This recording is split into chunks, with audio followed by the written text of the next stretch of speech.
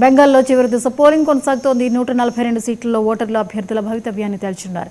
ఉదయం 7 గంటలకు ప్రారంభమైన పోలింగ్ సాయంత్రం 6 గంటల వరకు కొనసాగుతుంది. నేటితో అస్సాం, కేరళం, తమిళనాడు, బెంగాల్, పుదుచ్చేరి అసెంబ్లీ ఎన్నికల పోలింగ్ ప్రక్రియ ముగుస్తుంది. ఉదయం 9 గంటల వరకు 18.39% ఓటింగ్ నమోదైంది. ప్రజలు భారీ సంఖ్యలో పోలింగ్ కేంద్రాలకు చేరుకుంటున్నారు.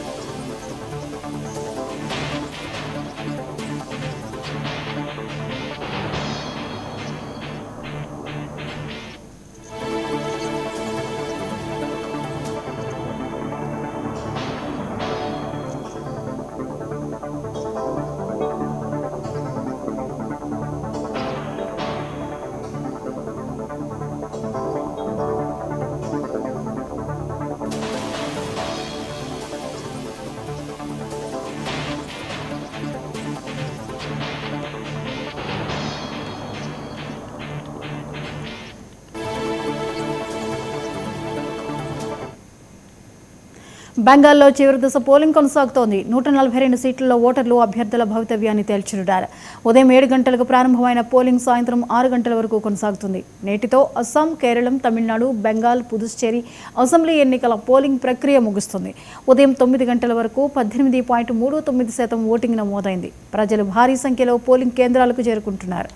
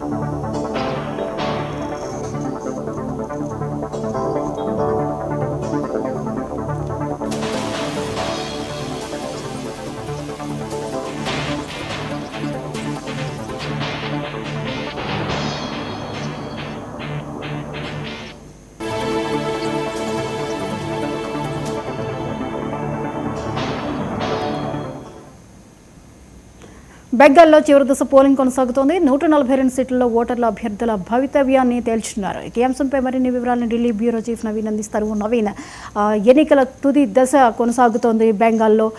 ఎలా ఉంది? ఇప్పటికే పోలింగ్ అయితే ఆశాజనకంగా కనిపిస్తోంది అంటున్నారు. వివరాలేంటి?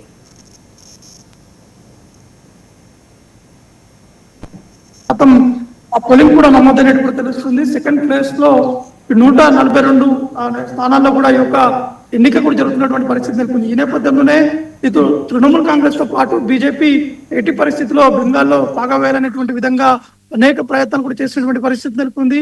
కొద్దిసేపటి క్రితమే మమతా బెనర్జీ అక్కడ ఉన్నటువంటి పోలింగ్ స్టేషన్స్ కూడా వెళ్లి పరిశీలించినటువంటి పరిస్థితి నెలకొంది. దాని తర్వాత మీడియాతో మాట్లాడుతున్నటువంటి సందర్భాల్లో కొన్ని ఘాటైనటువంటి వ్యాఖ్యలు కూడా చేయడం జరిగింది. ముఖ్యంగా బెంగాల్లో ఉన్నటువంటి పోలీసులందరూ కూడా బీజేపీకే పనిచేస్తున్నారు, మరోవైపు అబ్జర్వర్స్ కూడా రిగ్గింగ్ కి పాల్పడుతున్నారు అనే విధంగా మమతా బెనర్జీ కూడా కొంత కామెంట్స్ కూడా చేయడం జరిగింది. ఈ నేపథ్యంలోనే తృణమూల్ కాంగ్రెస్ పార్టీకి సంబంధించినటువంటి కొంతమంది నేతలు కూడా ఆందోళన చేసేటువంటి దిశ కూడా బయటకు వస్తున్నటువంటి పరిస్థితి నెలకొంది. అయితే ఉదయం 7 గంటలకి ప్రారంభమైనటువంటి ఈ యొక్క పోలింగ్ ఇప్పటి వరకు ప్రశాంతంగానే జరిగింది. మొదటి 7 గంటల నుంచి 8 గంటల వరకు ఓటర్లందరూ కూడా ఓటు హక్కు వినియోగించుకోవడానికి పెద్ద ఎత్తున ఇటు ఆ పోలింగ్ స్టేషన్స్ కూడా చేరుకున్నటువంటి సిచ్యువేషన్ నెలకొంది. దాని తర్వాత కొన్ని ప్రాంతాల్లో ఈవీఎంలు కూడా మొరాయించినటువంటి పరిస్థితి నెలకొంది. వెంటనే ఎన్నికల కమిషన్ అధికారులు కూడా ఈవీఎం ని కూడా మార్చి వేరే ఈవీఎం కూడా పెట్టినటువంటి పరిస్థితి నెలకొంది. కానీ ఎన్నికల కమిషన్ మాత్రం స్పష్టంగా కూడా చెప్తున్నారు, ప్రతి ఒక్కరు కూడా ఓటు హక్కును కూడా ఖచ్చితంగా వినియోగించుకోవాలని చెప్పేసి కొంత క్యాంపెయిన్ కూడా చేసినటువంటి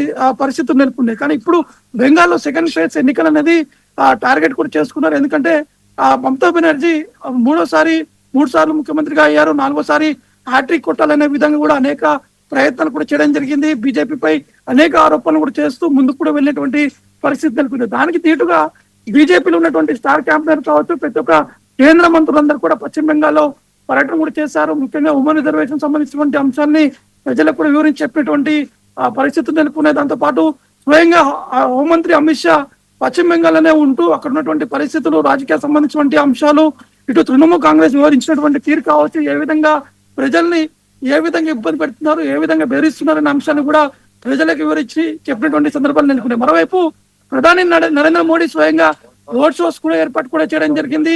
ఇటు సౌత్ పారాగ్రాన్ లో కావచ్చు, నార్త్ పారాగ్రాన్ లో పెద్ద ఎత్తున రోడ్ షోస్ కూడా నిర్వహించారు. అనేక ప్రాంతాల్లో ఈ రోడ్ షోస్ కూడా నిర్వహించి బీజేపీని ఖచ్చితంగా అవకాశం ఇవ్వాలి, ఖచ్చితంగా ఈసారి బీజేపీ జెండా ఎగరేసేటువంటి దిశ కూడా అనేక ప్రయత్నాలు కూడా చేసినటువంటి పరిస్థితి నెలకొంది. కాబట్టి ఈ రోజు సెకండ్ ఫేజ్ ఎన్నిక అనేది పోలింగ్ శాతం ఏ విధంగా ఉండబోతుంది అది కూడా చూడాల్సి ఉంటుంది. ఎందుకంటే ఫస్ట్ ఫేజ్ లో 152 స్థానాలకి పోలింగ్ అనేది జరిగింది. దాదాపు 90% పైగా హ్యాట్రిక్ పోలింగ్ కూడా నమోదైనటువంటి పరిస్థితి నెలకొంది. కానీ సెకండ్ ఫేజ్ ఏ విధంగా ఉండబోతుంది అనేది కూడా చూడాల్సి ఉంటుంది. ఎందుకంటే సెకండ్ ఫేజ్ అనేది చాలా సమస్యాత్మకంగా ప్రాంతాలు చాలా వరకు ఉన్నాయి.